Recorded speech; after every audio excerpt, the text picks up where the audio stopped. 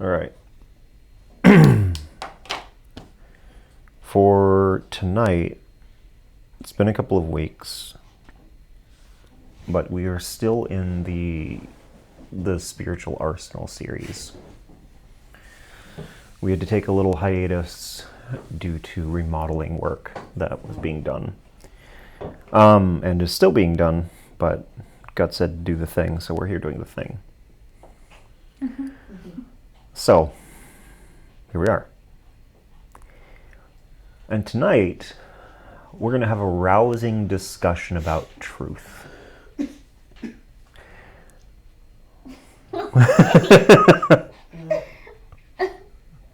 It's a line from one of the Marvel movies. Oh. Which one? It's Thor,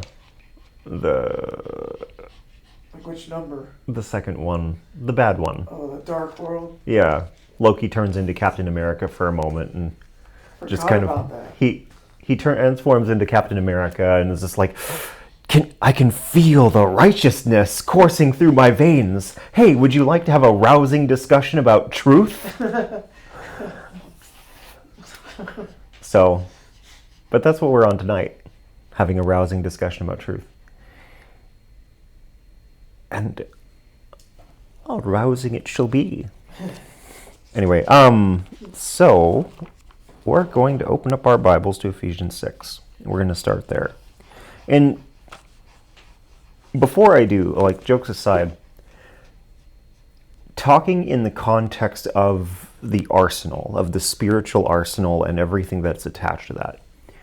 Mind you that, like, you know, we've been going through these different messages, talking about these different kinds of concepts. These things are meant to empower you in the face of the things that pop up in this world. There are places where you may be attacked by demons. There are places where you may be lied to. There are places where you may be attacked by other people. There are places where it just may be the world itself. And this one is one of great significance in handling and navigating the kind of minefield that we're constantly faced with. I mean, even just a moment ago here, we were talking about, like, current news stories and things like that. Everything from the Maui fires to the email, to the laptop on the Biden boys, that from the Biden boy that got caught, and, you know, Trump getting arrested and all these other different things. And whatever your feelings on that, I personally am not interested. What I will say with this is this. There's a lot of chaos in the world at large. There's a lot of lies, there's a lot of deception, and it's coming from every side. So truth is the light that God is able to use with us to help us navigate and cut through that sort of moral pudding that we're constantly having to try to swim through. And therein lies our thing. Like, this is a powerful weapon, a powerful thing for us to carry around with us, for us to have. And we'll delve into that a little further, but just to say this to start off with, this is a very, very powerful thing to have and to hold on to. So we start off in Ephesians 6. Bear. He dug that whole bed and then walked off from it. He's got things going on. So Ephesians 6 says this, and we're going to jump straight to, Ephesians 13, and there's a reason for that.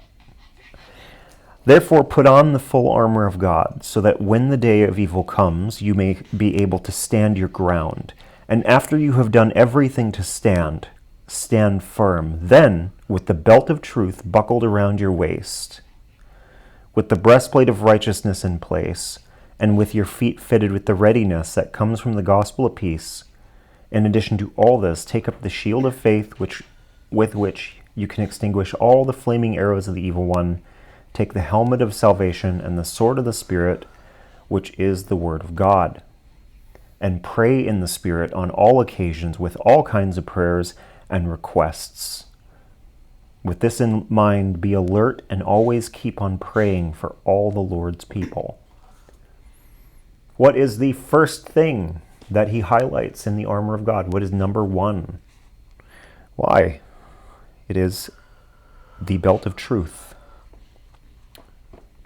Now, this is an NIV translation. The probably closer to the actual to the Greek, to the original Greek, is gird your loins with the truth, which is what you'll find in like the King James Version and so on.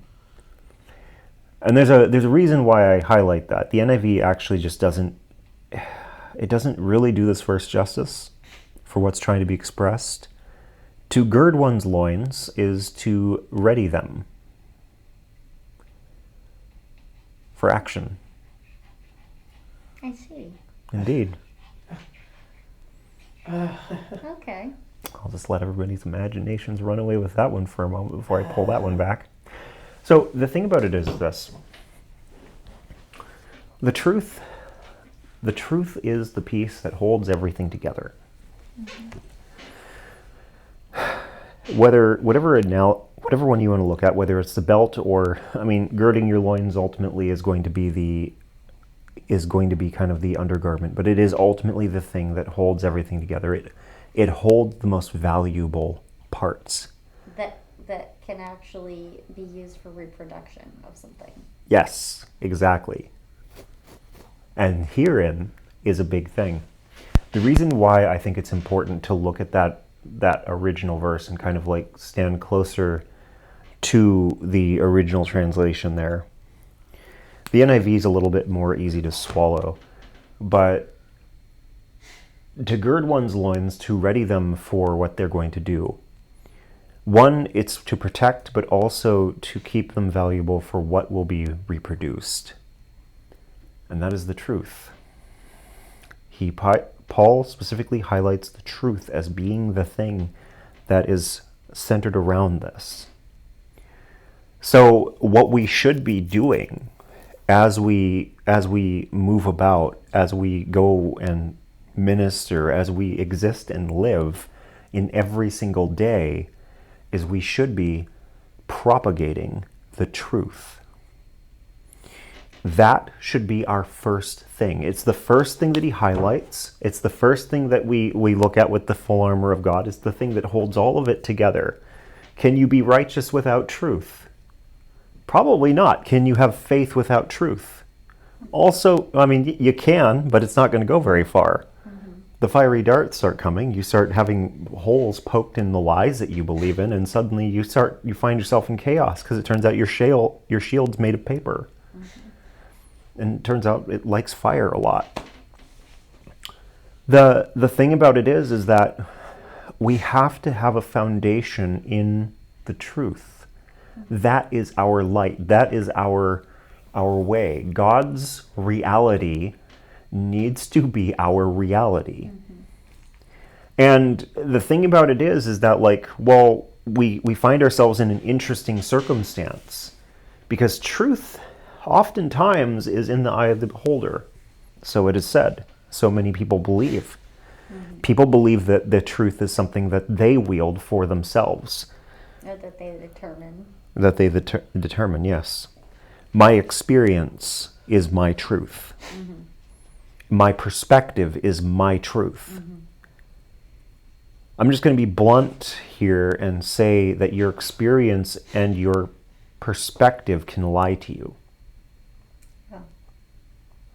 Your experience can feed you a constant stream of lies that warps your perception to believe the lies and treat those as reality. Let me pose like a little circumstance. You have two people. They go on a boat ride. One person focuses on the thing, has a focus on love and joy. The other one has had a harder time in life, and is always worried about being hurt. They go on the boat ride, and they paddle out to the middle of the boat. A wind sweeps up, creates some waves, and the boat turns over. They push it back to shore. A year later, they're remembering the story. The one person remembers why they were out there and the fun that they were having until that storm came up. The second person, though, only remembers how much they hated having the boat flipped. Mm-hmm. They only remember how much they hated it, and they don't want to go on boats again. Mm-hmm. Who has the correct perception of events? Well, one is based on fear. See, the thing of it is that that person's perception has been crafted and molded by that. Mm-hmm. And as a result, they can't appreciate the things. They might not remember. They could have had one of the most beautiful, heartfelt conversations between the two. They could have deepened their friendship. They could have been having a lot of fun. But this person isn't going to remember that because their focus is on the negatives and the fear and the trauma and the anger and the different things like that. We oftentimes, because of the lives that we have lived or have experienced, we will be crafted by our experiences. Unfortunately, our experiences are not reality in the strictest sense of terms. Our reality is a separate entity from us. Truth is a separate entity from us. One of the first things you learn about in psychology is the issue of memory. When people try to use their memories will often be warped based on different elements of their perception. So when you talk to people who are going back and talking about their childhood, they may not remember key details. They may actually have lost key details because they were more focused on how they felt. I remember this distinctly with a friend of mine who was talking to his mother, and he was talking about different events from his childhood. But there were key details where the feelings that he had created this very negative kind of story, and he was living in response to that. And she was able to highlight that some of those things never even happened. But he remembered them.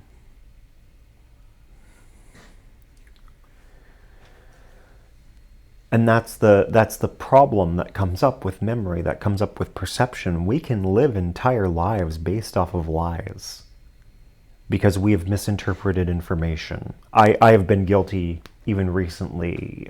There was a talk that Heather and I were having in the car, and I personalized something that wasn't even about me. Mm-hmm. She got a word that was for her. Mm-hmm. And she said it out loud, and I took it as being for me. And I was livid, absolutely livid. It hit all these different points of like anger and frustration and offense and different things like that. And it wasn't even about me. But I could have, if she hadn't been able to work it out and explain that, I could have gone on for the rest of my day just carrying that around and being angry.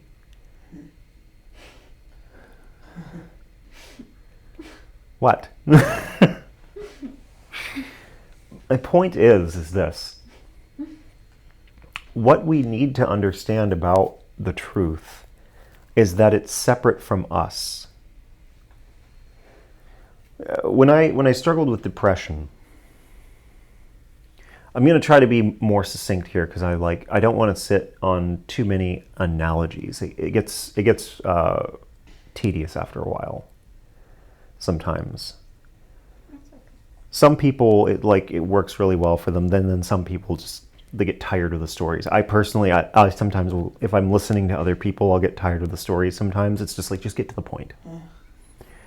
So, but to cover all our bases, when I suffered from depression as a teenager, I understood that my perception was not reality. And that's actually how I combated depression, was I would not want to go do things because what I felt inside told me that it was all going to be bad, that it was going to be negative, that I wasn't going to have fun, that it was going to be this, it was going to be that, and I should just stay home. But I knew that my internal structures were turned against me. I knew that this was a trap. And I understood this. And using that knowledge, I was able to determine that, okay, I need to go do things for my own mental health, for my own person, my own character. I need to go on that hike. I need to go hang out with that friend. I need to go to that place, that event. I need to go do these things in order to counteract the depression that's in me. Because the depression lies. It's going to lie to me and tell me I don't belong. It's going to lie to me and tell me no one cares. It's going to lie to me and tell me that I don't have a place in this world. And I need to go out for me, for everything else that's not colored by that darkness. I need to go and I need to experience life. So I would force myself to go do it. And every time that it came up and said, it's always, your next day is going to be bad, your next day is just going to be just as bad, I always remembered this point that I did not know the future. And my perception was also a liar. I knew from knowledge of the truth that there was no way of knowing what the next day was going to bring. And if the next day was bad, the day after that might be better. And that was the truth, because it's a statistical reality. You don't know. You do not know. And that is truth.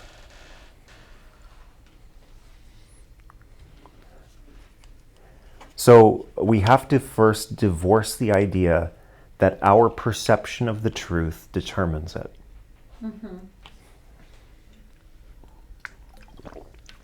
We have to divorce ourselves from the idea that our experience determines the truth. See, the thing about it is that some of us have trauma. Trauma is a big liar. Because trauma will keep you bound in lies. It will keep you bound in pain. It will keep you bound in fear. It will lie to you again and again and again by telling you that the thing that hurt you will happen again. And that's a thing. I remember being like, when I was in Satanism, the demons that were involved explained to me to use trauma. Because trauma was a powerful tool in order to keep people off balance. And that's what they taught me to do. Like, I would use people's trauma, shame, different things like that, in order to keep people off balance so that I could weasel them into things or away from things. This is the reality that we face whenever we talk about, like, being followers of Jesus. There are enemies and they will come after you. They will try to lie to you. We didn't spend several months doing a series on deliverance from all these different types of demons just for funsies, or because we took it upon ourselves as being like some mission from God to go handle this. No, it's because it's real, it's there, it's present, and it's something that we have to understand to be able to beat. Yes. And the truth is one of the most an incredibly powerful tool in being able to overcome the enemy. Because what is Satan's greatest thing? His greatest power? lying. He is the father of lies, according to Jesus. Yeah. So here's the thing, though, right? So I expressed this point about how we need to overcome these things. First, we're going to go to Ephesians 5. So we're going backwards a little bit. And we're going to read this chunk of passage here, starting in verse 6.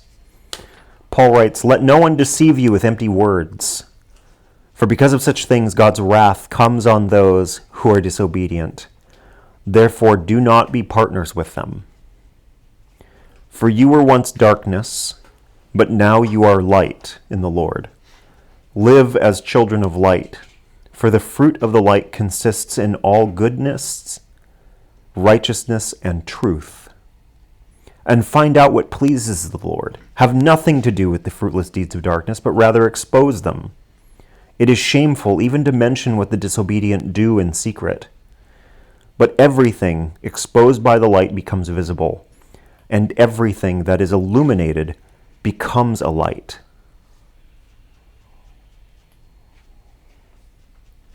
Wow. When we're illuminated, we become a light. Mm-hmm. And now we're also, take off that, we're going to bounce on over to Matthew 5. Matthew 5, verse 14. "You are the light of the world. A town built on a hill cannot be hidden. Neither do people light a lamp and put it under a bowl. Instead, they put it on its stand, and it gives light to everyone in the house. In the same way, let your light shine before others, that they may see your good deeds and glorify your Father in heaven." Wow.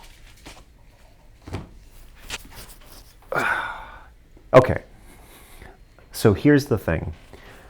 We read those two scriptures because they're going to be the framework for everything that we're about to talk about here, right? Because this goes all over the place. So first off, let's talk about truth in the sense of where you find it. If you can't rely on your perception, you cannot rely on your experience, because maybe your experience is tainted, maybe your perception is tainted. These are things that happen. Unless you have been renewed, this is a reality that you will face. Even if you are a follower of Jesus, even if you've been through deliverance, there are still places that will likely be twisted based off of your experience, based off of things like that. I start off by mentioning Trump and Biden. I guarantee you that if you're watching this, you have an opinion on one of those two people, or maybe both. Maybe one's a savior and the other one's a monster. Not going to say which is which, but the point is that you have that perspective because of what you've been taught, what you've been told. One of the biggest things that we first have to navigate is where our ideas of truth come from. Mm-hmm.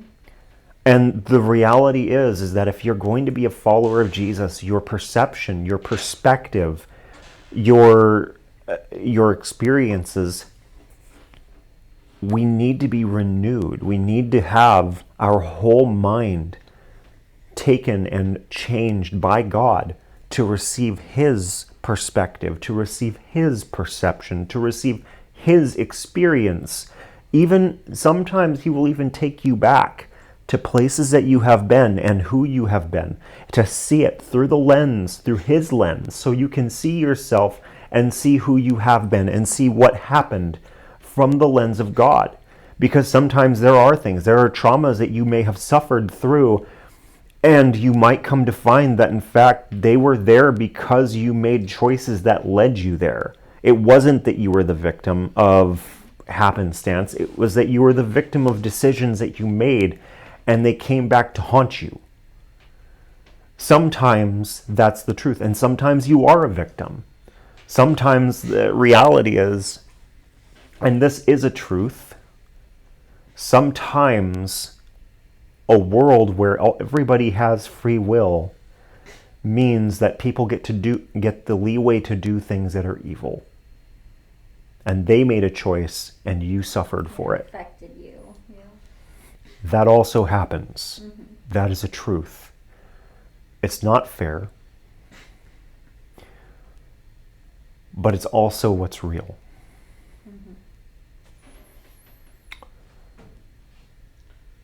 See, the thing about it is that the idea of what's fair and unfair, that's something that we devised. It's so true. We created that. If you get into the reality of it, it's a transactional perspective created by people, Religion. by religion, by people's perspectives, by people's desire to kind of control the narrative of their lives and understand it. But it is a transactional concept. We can talk about it being a transactional concept because it's not necessarily a spiritual one. It's not necessarily one crafted by God. Fair and unfair are irrelevant when what you deserve is determined by God. If God determines what we deserve, then he is the arbiter of what is fair and unfair. And the reality is that if we're trying to navigate, if we're trying to determine what is fair and unfair based off of our lives, based off of our circumstances, based off of our actions and our past behaviors, we fail to understand. We may understand that we all deserve death and punishment, but what we struggle to understand is that we have been given grace and that we have been given salvation. And therefore, we end up with the struggle that is the truth, that we are saved and we are free. But instead, we will sit there and mill about over what is fair and unfair because we have determined that it is not fair for us to have those things that God has given us. So you see the plight that we find ourselves in as we would stand in opposition of God based on this concept of fair and unfair. The reality is, and this is a truth, that fair and unfair are not ours to determine. Therefore, it's not something that should be standing between us and God. That is something that needs to be renewed.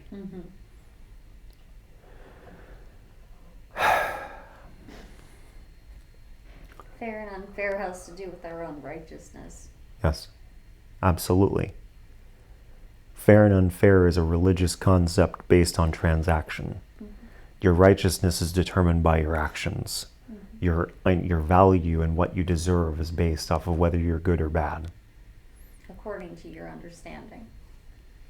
Exactly. My mind is blown. So these are things. And I talk about fair and unfair. This is just the beginning. Like, you get into the reality of the kingdom of God and what is from God and what is right from God and what is real from God, and he will blow your mind again and again and again and again and again, because his ways are not our ways. They're higher. His perspective is not our perspective. He takes the foolish things to shame the wise and the important things. When Jesus came, he chose fishermen and tax collectors to go and be leaders of his church. When God chose people, he chose cowards like Gideon. And Moses. And Moses. He chose a shepherd and David. Yay. To be a king. He chose...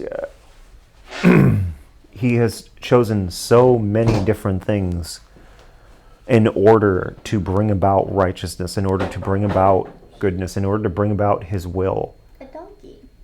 He corrected a man with a donkey once.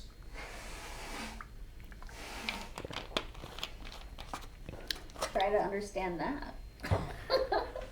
The point is this, is that we have to be able to take what is from God and to receive that, to be able to take that through the lens of reality. Because you guys got to understand, your perception of reality has been crafted. I mean, even when we just talk about fair and unfair, let's talk about media for a moment, okay? And we're going to talk about that specifically because a lot of you have had your entire perception of right and wrong, of what is good and bad, what is honest and what is dishonest, crafted By the media. crafted by the lies of media. Those lives are destroyed. If you want to actually get into that for a moment, which we're going to talk about it for a second, because this is actually one of the biggest things that you're going to need to break free of. Your perception of truth has been crafted, has been fed to you since you were a little kid by TV, by internet, and by all these various different forces telling you what is true and what is untrue. So, as an example, and this is all intentional, like if you get into the psychology of advertising, they literally use brain hacks to manipulate you into buying things and believing in certain things. You remember the argument for COVID, right? Or during COVID, you had to wear your mask. Everything that you do, everything that you were doing, was meant to protect other people. So even though everybody had it in their head that their mask protected them, which it did not, we knew this.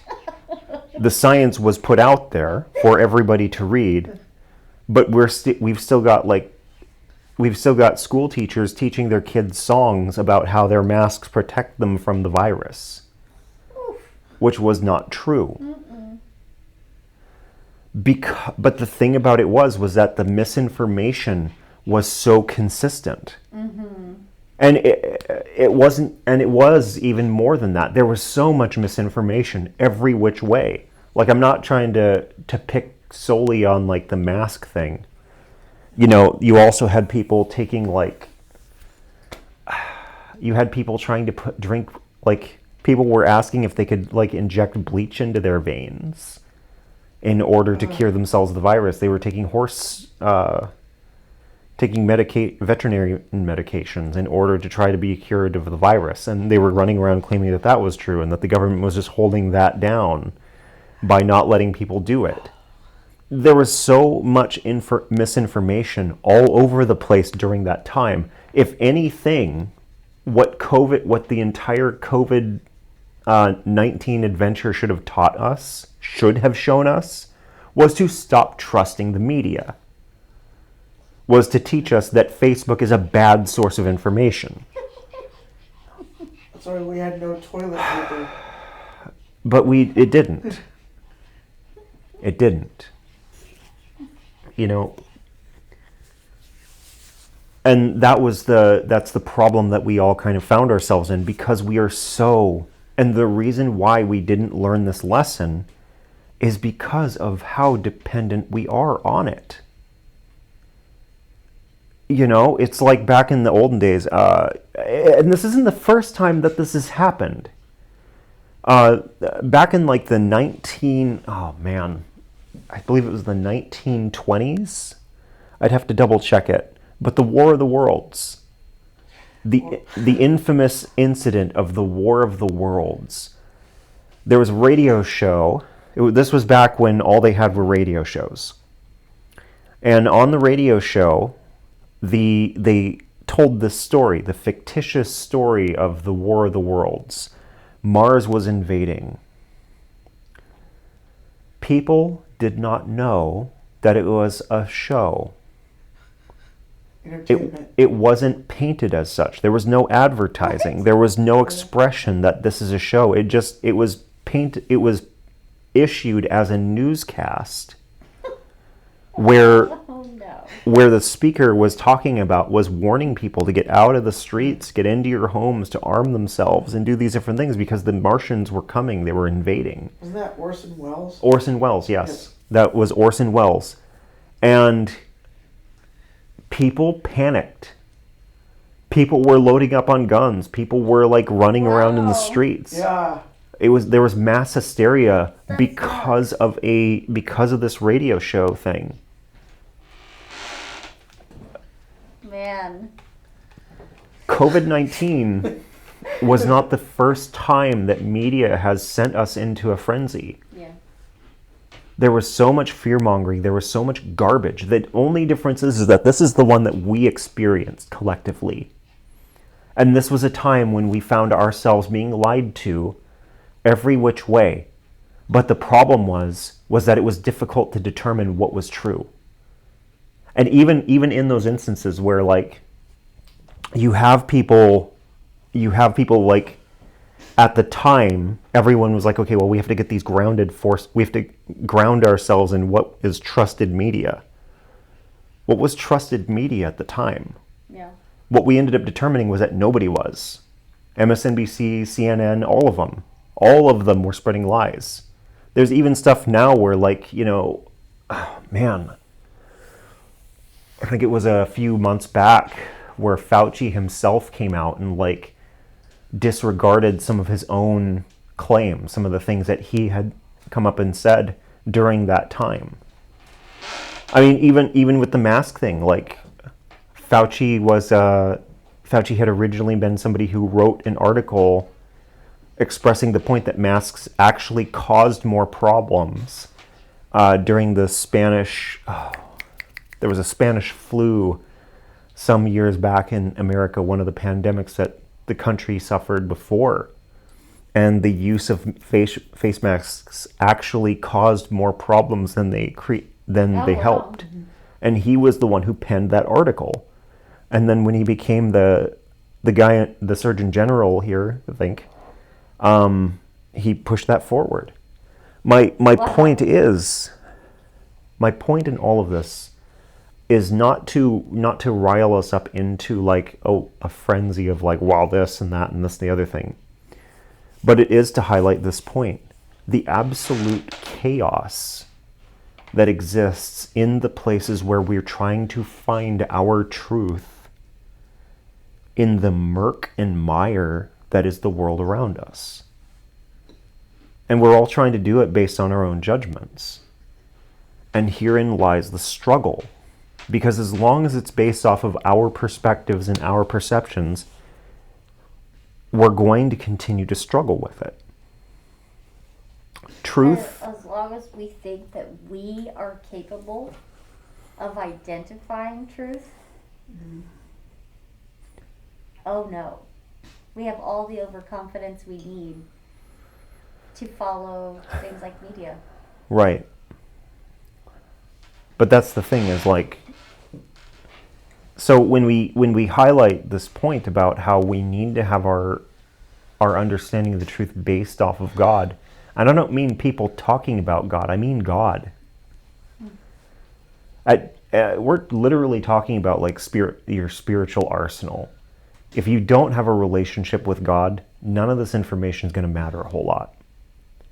Like the reality is that this stuff is all information, but it'll be like telling you how to use a gun when you haven't even like learned how to close a fist yet. Mm-hmm. So how are you going to pull a trigger? How are you going to hold it? But that's the point, is that there is a place where you're going to have to go to connect with God before a lot of this can even matter. Because we can talk about this thing about like truth and whatnot and needing to get your truth from God, and you'll grab the Bible and you'll find plenty in there about God, but it's not God itself. You'll find plenty of truth in there. Mm-hmm. But it won't be all of it. And some of it's because you're reading it, some of it's going to come down to perspective. So you'll find other people's perspectives. You'll read which ones and other people's views on these different things. And based off of the ones that you have a preference for, the ones that make you feel peace, the ones that make you feel one way or another way, you'll gravitate towards those viewpoints and then you'll make them your own. They may not be true. There's a lot of people who believe a lot of things about God who don't have a connection to God. Mm-hmm. I have a lot of friends. People who teach a lot of things about God who don't have a connection to God. There's a lot of people who teach a lot of things about God who don't even know Him. Yeah. That's the state of the church. Mm-hmm. So when we talk about truth and this reality that you need to have it be your truth needs to be determined through the lens of the Holy Spirit. Mm-hmm. through connection with God. Because that will cut through everything else. Like I said at the outset, that truth, the truth of God's perspective, the truth of God's knowledge, the truth that God has as he sees things, will cut through everything. So you can see through the lies of media and be protected from them. You can see through the lies of your personal perspective or your experiences and how they have taught you to believe certain things or to hold certain views. And it can cut through those things because it's no longer about you. It's no longer you trying to determine what is and is not real, but rather it's you receiving from somebody who has a greater perspective, a greater knowledge than you could ever begin to have. So there is a place to connect, and that's first. The other side to this, though, is when we talk about the truth as a weapon. See, the thing about it is that as we talk about, like, reading those two passages, like I said, they're kind of the framework for what we're talking about beyond this. But when we talk about the truth as a weapon, the truth as a weapon is one that is able to dissolve the foundations of darkness. See, those same perceptions that you have, those same experiences that you have, the truth that God will share with you and that you can then go on and share with others can actually dissolve the lies. It can dissolve the misinformation. It can dissolve the traumas. I was telling Heather this story the other night, and I didn't really realize when I was telling it that it was going to relate to tonight. But it was when I overcame my fear of spiders. Didn't know you had one. Exactly. Wow, this is something shocking. See, my mom, when I was a kid, intentionally made me afraid of spiders. What? Because we lived in Texas, and I loved spiders. I would go grab them all the time. So, being 3 years old and grabbing random multi-legged creatures in Texas is actually really dangerous. One day I walked up with a crushed spider in my hand, and it was black. Black widow? No idea. My mom thinks it was a jumping spider, but she couldn't tell at the time. So she went about intentionally scaring me every time that I found spiders. So as a result, she created a fear of spiders in me. She manufactured it. Every time that like a spider came around or I saw a spider and I would like get excited and reach for it, she would jump scare me. She did to save your life? That was her justification. Now, the thing about it is that years later I'm living in northern Minnesota and there's nothing poisonous. Like, there's nothing deadly up there. There's nothing that can kill me with its venom. And yet I'm terrified of every single thing with 8 legs. So it became this thing where I hated it. I hated being afraid. But I couldn't shake it. I just was. It was innate. And the thing about it was that I began to inform myself about spiders. I began to learn about them. I began to watch shows about them. And I remember one day when I was young, I was out on the family's farm in Wadena. And I lifted up this board and I found a small spider. And after initially jumping and screaming, as I tended to do anytime I saw one, I looked at it, I watched it for a moment, and I reached down, I picked it up, and I let it crawl on my hand. And I realized how small and harmless it really was. Admittedly, I also then killed it. But I came to understand that there was no reality to my fear. There was no basis for my fear. The creature that terrified me was so small that the fear was just a liar. And the truth was that there was nothing to be afraid of. Later on, a very similar perspective was something that hit me as pertaining to people. Because I spent most of my life avoiding people. In my teenage years, I was pretty much a loner. Well, in my years period, I was pretty much a loner. Up until like senior year of high school was when I finally came out of my shell. But literally the only reason why that happened was because I had this moment where it occurred to me, why am I afraid? Why should I fear other things that bleed?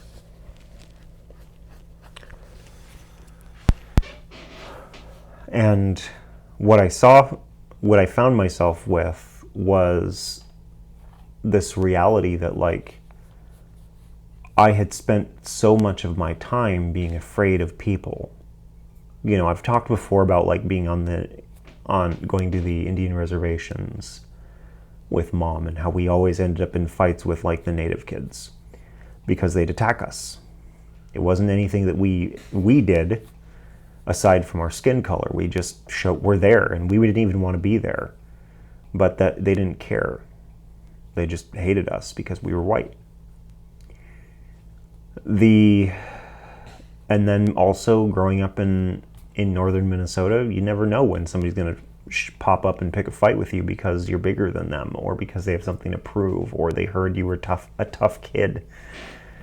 So I was always having to like navigate this thing of like the potential danger involved in just functioning. So I avoided people. And that's not even to get into like the family trauma and stuff like that. Those are just the soft examples. But the point is that like my whole perception, as it were, was crafted by lies, by circumstances that weren't always true. You know, when we moved out here to Oregon, the whole fighting thing became a very, very rare thing. I think I got into a total of maybe 5 fights in between 3rd grade and senior year of high school. And yet I had spent most of my time going out onto recess and trying to avoid people as much as possible because of the possibility that somebody might pop up and pick a fight with me. So I disassociated myself with other people and pretty well focused on just like going and looking for bugs. But that was the thing, was that was my entire life up to that point. And that was a circumstance, again, crafted by my experiences. And I couldn't be a light to people because I was avoiding people. I was hiding. But the reality that there was nothing to be afraid of was something that changed my whole ability to interact, my whole ability to be around people. When I finally like came out and started like interacting with people, I remember distinctly a conversation. It was in my AP Bio class at the end of the school year in my senior year of high school. And there was this girl. Oh, sorry. I'm sorry.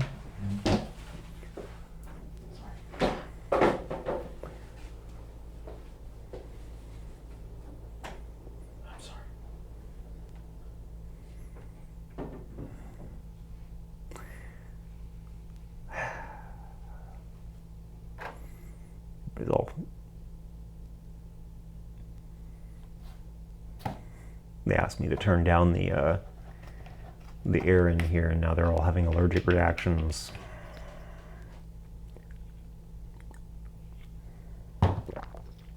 Anyway. So, there was this girl, though, and I always remember her specifically because she looked dead at me. And mind you, like, there were a lot of beliefs that I had, lies that I believed about how, like, you know, people didn't want me around, and people were evil, and people just innately didn't like me, hated me, that kind of thing. You know, the kinds of lies that a lot of us tell ourselves, the things that fuel insecurity, that fuel social anxiety. I had that for years. And finally, you know, what ends up happening is I remember this girl, though, looking at me, and she just kind of like, she looked at me and she was like, wow. She was like, I really wish I could have gotten to know you more. Like, she was like, we've been in high school together all 4 years, and I've never got to know you. You've always been quiet. You've always been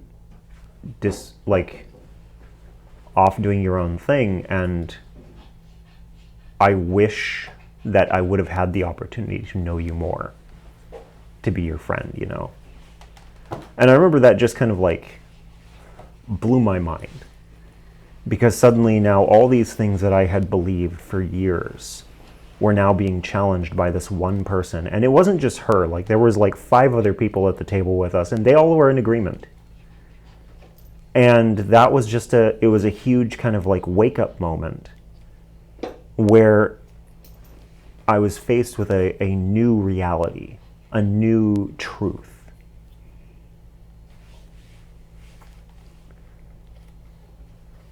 And with that, I was able to kind of move into a new state and change in so many different ways.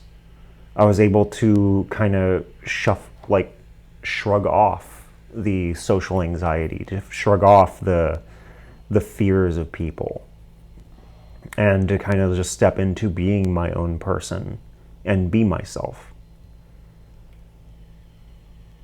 And this is all important to look at because there's so much of who you are that can have been created by lies. And as those things get broken off, you're actually able to step into a new person, to be a new person, and to be able to free other people. Being free is one of the most powerful,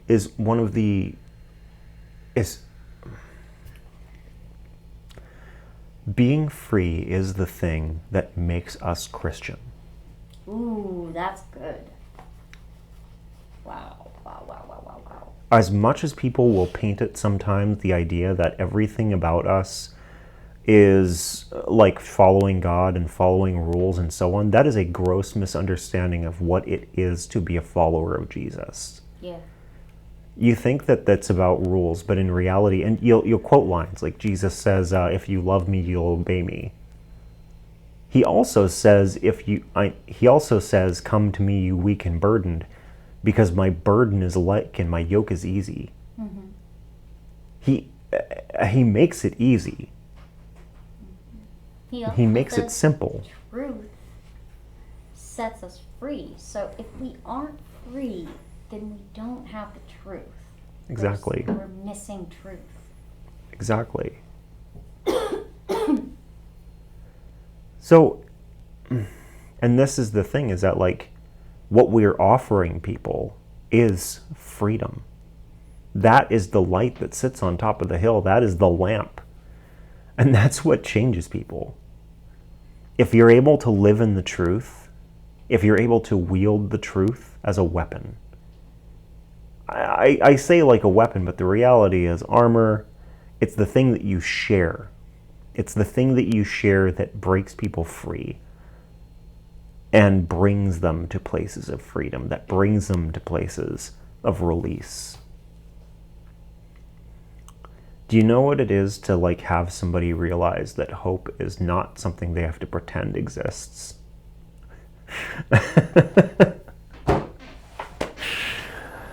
Wow. It's so good. Wow. It's so good to just like to have that moment when their eyes light up and they face the reality. When to be able to see people be released of lies that they've believed their entire lives about themselves. This is the thing. This is the power of truth. It's that it cuts through the lies of the enemy. There's nothing that Satan can do.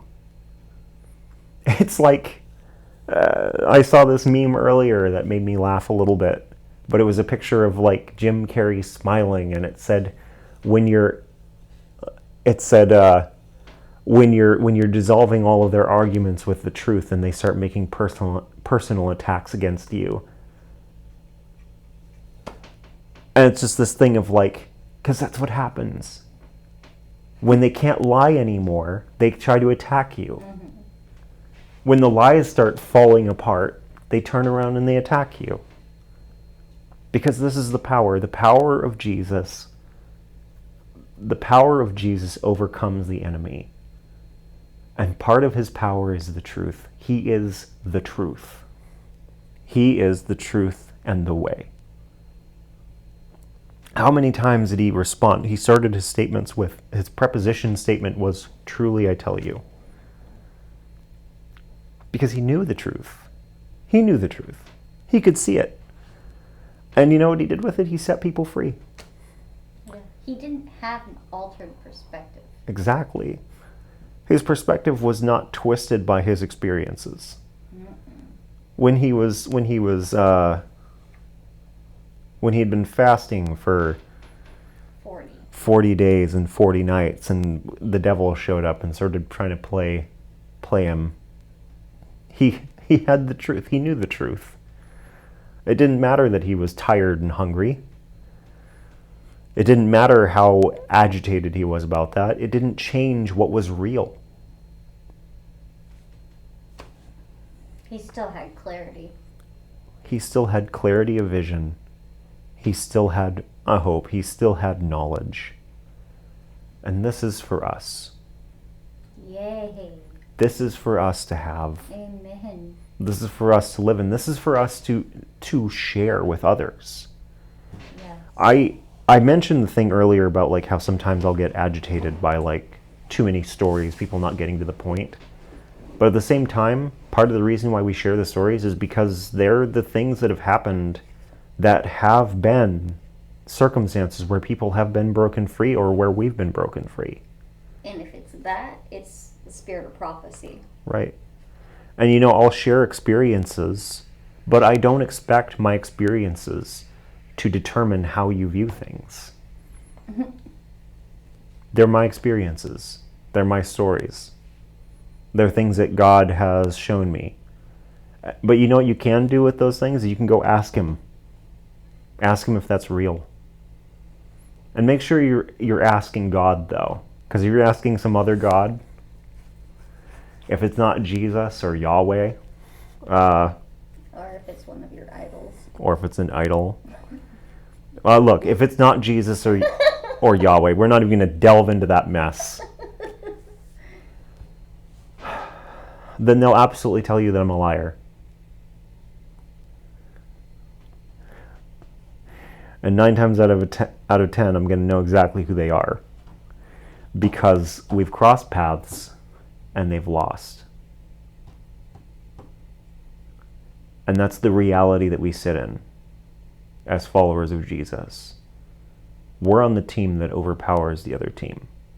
Woohoo! We're on the team that wins. For real. We're on the team that wants the best for the rest of the team. Yeah. We're on the team that wants people free. Yeah.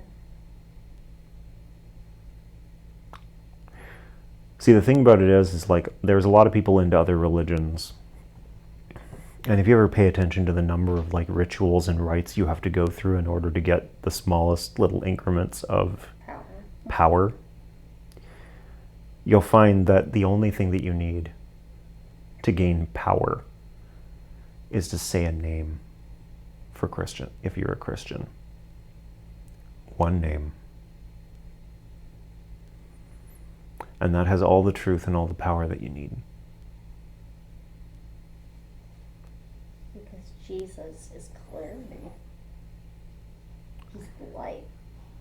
So, that is why we are free. It's not our performances that are going to make us strong. It's the power of our God, who has our back and isn't asking us to bend over backwards to prove it. And how awakened we are to him. So, where it pertains to this, find the truth and then hold on to it. Because see, the thing about it is it's not just, one of the things that Paul says here is to stand. In Ephesians 6, the first thing that he says is that in the day of evil, we will be able to stand. The truth is one of the most powerful things for allowing us to stand. We can stand on that foundation. And with that knowledge, with that understanding, with that perspective, we can stand up to the lies, we can overcome the lies, we can weather the storms. Because that's what it's meant to do. That's what the truth does. It lets us stand in the sea of lies and not flip over, not be tipped, not be sunk, not be buried. Yeah, not be overcome by the storms. Exactly. So there is a place where it's meant to be actively setting people free, but it's also meant to be protecting us from the lies of the enemy. In Ephesians 4, Paul says, that until we know the truth, we are like helpless children tossed about by the waves of of deceitful men's teachings. Yeah. But we're meant to know the truth. We're meant to learn it, and we're meant to share it. Yeah. Also in Ephesians 4. But that's the thing. In love, we share the truth with one another, and we overcome the lies of the enemy, whichever enemy that is. Whether it's Satan and the demons, whether it's the people around us, whether it's the media, or whether it's Myself. I was going to say it, or whether it's ourselves, our own emotions turned against us. We have a lot of enemies, a lot of things that are trying to tear us down, that are trying to manipulate us, that are trying to deceive us. But as long as you can recognize the truth. And God is the only thing, is the most important thing that is not trying to deceive you. Jesus will light your way. And when you take on his name and his spirit, when you clothe yourself in Christ, you take on his character, you become like him, and you become a source of light yourself. And you will share that truth, and others will be drawn to it. And then they'll become lights of their own.